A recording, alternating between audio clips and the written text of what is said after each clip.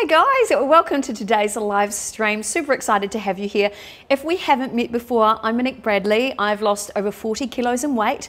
I'm an absolute food obsessive lover. I have a love affair with food, and most importantly, I've looked at a bunch of different ways that I can create healthy, delicious, nutritious recipes which serve your health but at the same time are super tasty, so you never ever feel like you're on a diet, which is the dream, right? So today's recipe, I am so excited. At this time of year, I'm loving green vegetables. My body's crying out for them, so I'm listening. And I thought today I'd make one of my favorite dishes, which is an Asian-inspired slaw with a sesame dressing. So if you've ever been to one of those places that has that beautiful Japanese sesame dressing, it's great, but often some of those dressings are loaded with hidden sugars, which can really sacrifice or compromise your weight loss and wellness journey. So I thought I'd show you today a really fast and easy recipe which serves your body, which is super great. And keeping in mind too that cabbage is also thermogenic, so it takes more energy for you to process it than the calories you actually consume. So this is a great recipe which will help your metabolism, and we're adding some protein into the mix with delicious Asian-inspired chicken patties. And that's what I'm going to start with, because it'll take a couple of minutes to cook these tiny chicken patties first. I've got 250 grams of chicken mince in here. And when I'm thinking of that sort of Asian influence, the key things I'm thinking of, without loading this with soy sauce, which, you know, too much sodium can add too much, make our bodies hold on to too much water, I'm going to add into the mix. I've taken 2 spring onions and finely chopped them, so that goes into the mix. Now chicken mince has quite a lot of moisture, so unlike red meat mince, unlike pork, or which is kind of a pink meat, or unlike beef, you don't need to actually add eggs to this. So for people who might be egg intolerant in your home, this is a great recipe as well. So spring onions, I'm going to add into the mix, a couple of garlic cloves, because we've got to love garlic. By the way, this is the best grater of my entire life. It really finely grates everything, and it makes it super easy. You can get it on my website, moniquebradley.tv. Everybody who's got one has gone, this is the best thing I've ever had. Hi Lynette, by the way. Hi Rocky. Good to see you guys on the stream today. This is gonna make a fantastic dish for dinner. Okay, and the great thing is the extra coarse bit on the outside, it will throw that out. I'm gonna add into the mix a little bit of ginger, which I've scraped off the outside coating of the ginger with a teaspoon. There you go. So you don't need to do anything fancy to it. I can smell that delicious ginger right now. And the other thing, firstly, I'm going to pop on my cooktop over here. I've got a flat pan that I'm using today for my chicken patties, because it's super easy to use. The whole thing's going to heat up and become like a griddle pan for me to cook my chicken patties first of all. I'm going to leave that for a couple of minutes just to heat up there. And we want it about just under 3/4 of the heat temperature. So I guess at 9 o'clock on your dial, as you can see right there, just under 9 o'clock there, because I don't want it to be too hot. The last ingredient I'm going to throw into my chicken patties is actually sesame oil. Sesame oil, I just got this down the road from my Asian supermarket. You can find it at any supermarket. It has such a wonderful flavour. And yes, you can cook in it. I wouldn't cook it for your everyday kind of things that you do, because it has a very strong flavour, but I love it for this recipe. So this is almost like if you've ever had Thai fish cakes or something like that. It's quite a similar flavour base, but of course you're using chicken. You can, as an alternative, use white fish, minced white fish meat for this as well, if you're not a chicken lover like I am. But for me, seriously, love these, love this recipe. And you can do it low carb, which is what I'm doing today, or you can actually take the whole thing, and if you like sliders, these make the best sliders. So you're going to get the chicken patty here and the greens to go inside your slider, and then just grab your buns, mix it all together. Bob's your uncle. The last thing I am going to add in here, so no soy sauce into this recipe, because I want to keep that meat beautiful and white. I'm going to add in some salt and pepper, because we do want to give it a little bit of flavour. I don't even know if, in this humidity, salt tends to kind of do its own thing. Might have to cheat and use a little bit of table salt here, just for a little bit of flavour. Fantastic. Mix that all through. Hi, Joanne McDonald. Kia ora, cuz. How are you? Hi, Maria. Jet. Oh no, here we go again. Why do you do this when I'm trying not to eat? Now you'll make me hungry again. Jet, come over. Come over, it's lunchtime. These will be ready shortly. Okay, so that's all you need for these chicken patties. I'm going to cook them in a little bit of the sesame oil as well. So we'll come over to the stove top. Now, my mum, who's a cooking teacher, she taught me a few things when it comes to cooking with oil, and this is one of my favorite tricks. I don't know if you guys do this, but she actually taught me this for pancakes and pikelets. So I don't want to drown these things in oil, but even though this is a non-stick surface, I still want to protect that surface. So just using a handy towel, I always wipe a little bit of oil over that surface because I really don't want these babies to stick. And at the same time, you're still protecting that coated surface there. Okay, looking good. To test it, you want to make sure that this is hot. So it's super important. I'm actually just gonna launch on in there, and you'll hear the sizzle. Perfect. Tablespoon amounts is all you need for these little chicken patties. So good. The smell of that sesame oil is just insanely good as well. Whoopsie. So just these little patties, and again, great for sliders. Now, sesame seeds are fantastic for your body as well. They're actually, interestingly enough, another source of protein. And there you've also got, I believe it's vitamin K in there, protein was in there, there's extra fiber in there as well. And of course, you know, we need oils for our skin and our hair. So sesame seeds have quite a bit of oil in there as well. So always good to look after your skin and your hair. Just gonna turn that down a bit because it's feeling quite hot. So this will make a good, probably 12 mini patties for you. Let me see if I got enough room. I'll just throw one down there. And again, this is beautiful with fish as well, if you love fish. I'm not a huge fish eater, so it's not something I really delve into, but exactly the same recipe works. And these will cook in just a couple of minutes. So while they're cooking, now you don't want to overcook them either. That's super important. I'll just throw another one down here, I think. Move that guy out of the way. You don't want to overcook them so they go too blackened on the outside. We're not doing anything Cajun here. Beautiful. So I know those are going to sizzle away beautifully.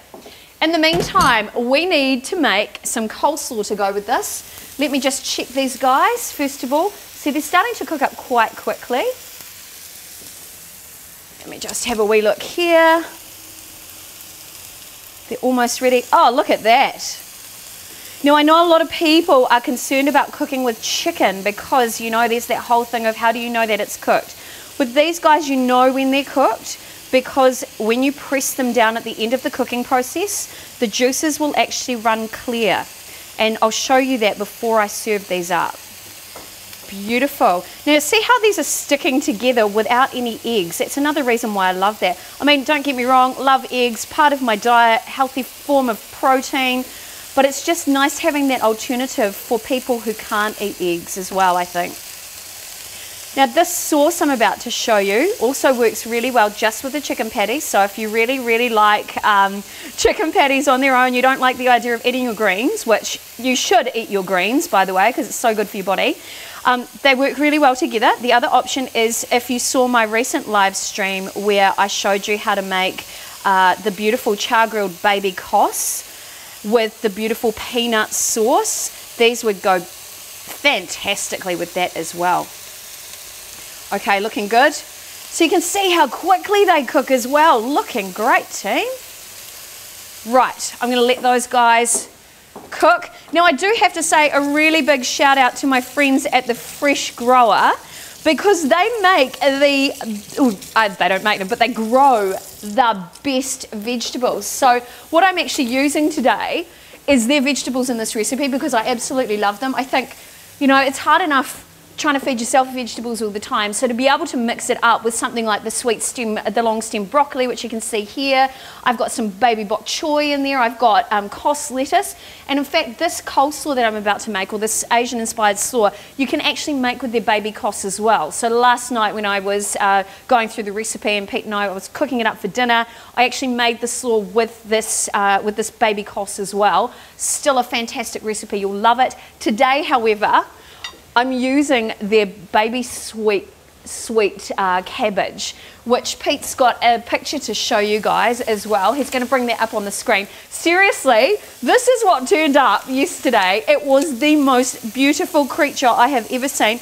It reminded me of that beautiful plant of Little Shop of Horrors, and that it was going to talk to me. Absolutely beautiful. And the great thing about this is, if you're not a fan of cabbage, this is slightly different because it's a little sweeter.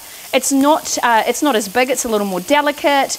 I really love it. I think it's super tasty, and it's fantastic because it's finer and smaller for making a really fine coleslaw. These are looking magical, by the way. Just move these guys out, pop this one in the center, looking great. Excellent. Okay, let's make the sauce for the slaw. I've already pre-chopped my coleslaw, so we're all good to go. In here, the recipe for this is on my website, moniquebradley.tv. Today I'm making half of the sesame seed dressing recipe.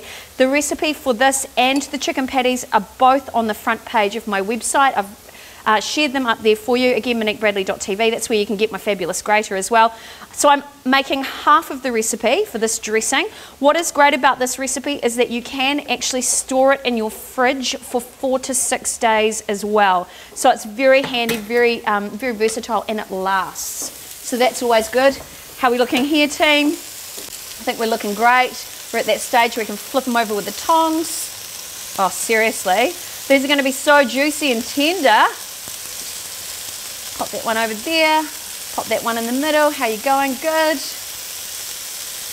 The flavors in here are beautiful, and the smell, I love it. When I have people in after my live streams, they walk in and go, God, the kitchen smells so great. And it always does. Okay, so into the mix as well. I've got 1/4 cup of tahini in there. I'm going to add in 1/4 cup of water as well, a little bit more. If you find that your sauce comes out a little too thick, you can add just a little bit more water. Okay, into the sauce, we're going to add in a couple of garlic cloves. Got a bit of ginger as well. Pop my tahini away. I'm going to add into the mix a tablespoon of apple cider vinegar. Now in the recipe it does give you an option. You can use white rice wine vinegar. I don't have it, so I just thought, I wonder if I can make the same sort of thing using a little bit of apple cider vinegar, and by Jingo's by Hoki, yes you can. I'm going to add in here 2 tablespoons of soy sauce because I love it. It gives you that yummy kind of, whoopsie, salty umami flavour, which we all love. Oh yeah, look at that. I'm also going to add into the mix, I don't use sugar, but we need a little sweetener in here. So I'm going to add in 1/2 tablespoon, or just under, of Natvia. So this is a sugar substitute for me. Let me show you the front. This is a stevia sweetener. It's spoon for spoon, the same measurement as sugar. If you're not a stevia fan, you can use sugar. You could even make the same dressing with a little maple syrup if that's your preferred sweetener, or monk fruit, whatever you prefer. This is looking great. Oh, that one's done just about. Put that one over here. Aren't these just looking delicious? Yes, don't mind if I do. So we do want a bit of colour on them. I don't like the idea of serving up something that's insipid looking. We want that little bit of colour on there, because with that colour comes those beautiful caramelisation of the meat, or those caramelised flavours. And I think that's so important. You know, I don't like the idea of serving up insipid looking chicken at all. Don't know about you guys. Smelling great, looking great, not too far away there. Okay, anything else I need to add into the mix? I've got, when you're making a dressing like this, you have to think about that combination of flavours. So you're thinking a little bit of sweet, a little bit of savoury, a little bit of tart, a little bit of umami. You want all of those flavours, and we've got creamy texture there from the tahini. So tahini, if you're not familiar with it, amazing product. it's basically, I'll grab my blender bottom here. It's basically sesame seeds all ground up into a paste, and it's kind of like it reminds me of peanut butter, but way finer. Okay, looking good. Give this a good mix up.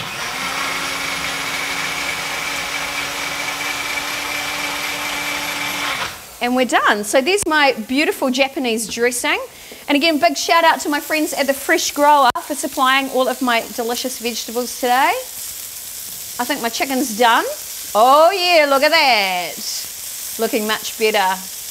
Okay, so for those of you who are a bit icky about cooking chicken, this is the best way to check, one of the best ways to check and see if it's cooked. So one of the things I do is I take my chicken and I will press it down, and you'll see juices come out. If those juices are clear, we're pretty much good to go. The other option is, of course, and I'll switch off my element now, the other option is, of course, to grab a knife, and you just want to pop that baby open,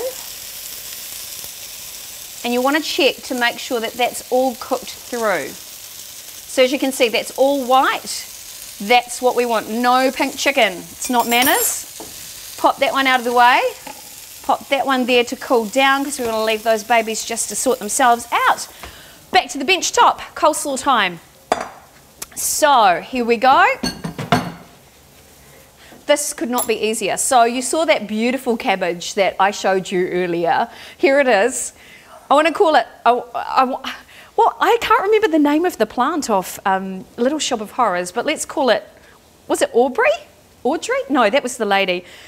It is beautiful anyway. I just think it's the most magical plant I've ever seen. Absolutely beautiful.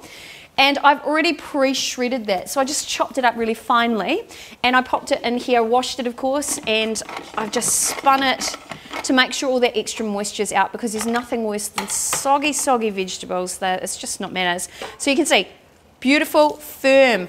Give it a bit of a scrunch when it comes out, because we don't want it too hard. We want a nice pleasurable eating experience. And what I've learnt over the years too is that when you give it a bit of a crunch like that, it softens the fibres in the vegetables. So it means your dressing's actually going to soak in a little more easily. So you end up with a really tasty, delicious coleslaw, rather than something that's too hard, or you might have to leave it for 20 minutes so that it all softens. Excellent. Into the mix. Red onions. I've got about 2/3 of a red onion chopped up, and I've done that because I like the flavour, and the colour is also great. I think it's a lovely complementary colour. Move these guys out of the way. Clean bench. Perfect. Now I've got my delicious sesame and Japanese inspired sauce. I'm just going to basically pour that all over. I mean, look at that. Isn't that amazing? Let me taste it, make sure it's good. Oh yeah, that's what I'm talking about. Oh, come on, that's incredible. Mix it all through. If I can find myself some tongs here. Probably not. Have I got some salad forks? Tongs to the rescue. Excellent. I just want to mix that all through and get some of that delicious dressing into that coleslaw. So this was, I think I cut up probably 2/3 of the cabbage, and I've got at least a third, or oh gosh, yeah, at least a third of the mixture still hasn't been used. A third of the cabbage hasn't been used, so it gives you quite a bit of food, which is great. Now the other thing you can do too, Fresh Grower also does bags of coriander. Oh yes, and if you want the recipe, MoniqueBradley.tv, hop on there, have a look around, please. Make yourself feel comfortable. Coriander, I've already pre-washed pretty much the entire bag because I eat a lot of it. Comes in a Ziploc bag, which I think is super handy because it seems to keep your vegetables really fresh as well. I think it's really clever. We're going to take a little bit, and I don't really want to be too fussy about it, so I'm actually just going to break it up. Here we go, look at this. It's like therapy. I'm just going to break it up and pop it through. I absolutely love coriander. I think it's amazing. For those of you who are now looking at this going, oh, seriously, coriander? You know, I'd rather eat my own feet. Look, don't do that to yourself. You don't have to use this. You can replace coriander with parsley. and it will also freshen your breath at the same time. Great for the digestion. On the flip side, if you do love coriander, go ahead, drive yourself crazy and enjoy this. This is seriously good for your body. That's the most important thing. One of the other things you can add, if you can eat them, I can't eat them, but you can add corn kernels into this. You can even grate some carrot into the mix, and it will just absolutely add to the color of this. Plus the flavors are just insanely good. Okay, I think we're looking great. Time to plate the whole thing up. So there you go. I've been able to do this live while you guys are watching in just, what, about 15 minutes. Hi, Irnan, good to see you as well. Plating it up. Everything looks great on a big plate. It's a motto for life, really, isn't it? So all you need to do is grab your favorite big plate. You're going to plate up your slaw first, of course. So we're just going to pop that on there. Now, I am very proud to say that I made this last night and it was delicious, and I took photos of it and I sent it to my wonderful friend, Mr. Ray McVinney, Master Chef Judge, who was super impressed with my culinary ability, and he said he was really proud of me for getting out there, and he's been part of my journey. I've only learnt to cook over the last couple of years, and I did that to help my health. So if you've just joined the stream and we haven't met before, I'm Monique Bradley. I learnt to cook because my weight was out of control and my health was out of control as well. And I wondered what I could do to basically turn that story around. And my beautiful friend Lynette Hill, who is my naturopath, reminded me to let food be thy medicine. And so through that, I have studied and learnt all the amazing ways that we can positively affect our health by choosing the right foods for our body. And for some people, it might be more veggie content. For some people, it might be more protein. For me, learning that I was carbohydrate intolerant, so I can't eat a lot of starchy vegetables and I can't eat breads and things like that, has been a game changer. And to know that this dish, which I'm about to plate up for you now, is so tasty. It's restaurant quality, and I made it. And the whole total cost for this per serving, so this will feed 2 people, I think the total cost is probably around, gosh, $5 a serving. So cheaper than a takeaway, and the best part is that you are controlling what goes into your body. You're ensuring that every mouthful counts and that it serves your body with good nutrition. And I think that's the reason why I do these. It's worked for me, it's helped me get my weight under control. And most importantly, I've been able to get my health back into a place where I have better health here in my mid-40s than I did in my 20s. Is that nuts? In your 20s, when you think you're in the prime of your life, no, no, no, my friends. I have better health right now. Right, that's looking great. I'm not going to put the one in there that I cut up because, you know, it's not manners. Make sure that's off there. We can add a few extra sprigs of coriander. I mean, look at this. Isn't that delicious? Jet, if you're still watching, you know, you need to get on over here and come and have some lunch with me, because seriously, this is amazing. And the smell is just incredible as well.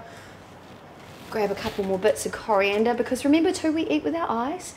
Now, how would I serve this? Just throw this down on the table like it is with you know, a couple of plates, some chopsticks, however you like. Some people might prefer to have this, like I said, as sliders. Oh, that's so pretty.